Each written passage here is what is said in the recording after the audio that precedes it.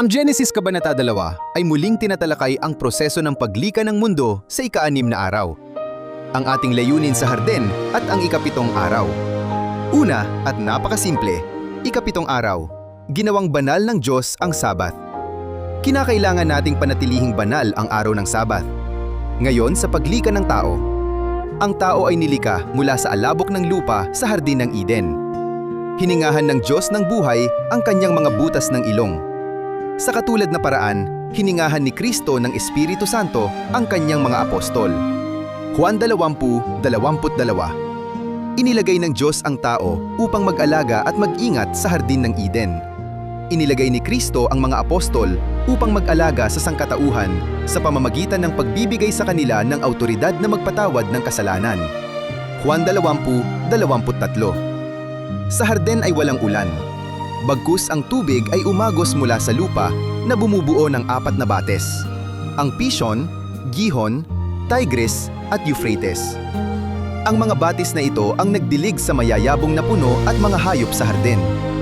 Ang mga batis ay pinaniniwala ang may kahulugan at iniuugnay sa 4 na ebanghelista ng ebanghelyo. Ang Pishon, na ang ibig sabihin ay paglago o ganap na pag-agos, ay nakatali kay San Juan na nagpapahiwatig ng buhay na sagana. Ang Gihon, na bumubukal o bumubuhos, ay nauugnay kay Mateo, na nagpapakita ng kagalakan at kasaganaan ng mensahe ng ebanghelyo. Ang Tigris, mabilis at matalas, ay iniuugnay kay Marcos, na nagbibigay diin sa katapangan at kamahalan ni Jesus. Ang Euphrates, mabunga o matamis, ay ipinares kay Lucas, na tinatamasa ang nakapagpapagaling na habag at awa ni Kristo. Ang tao ay binigyan ng tungkulin at hangganan para sa kanyang mga kilos.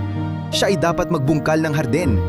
Malaya siyang kumain ng bunga ng Harden maliban sa pulo ng kaalaman ng mabuti at masama.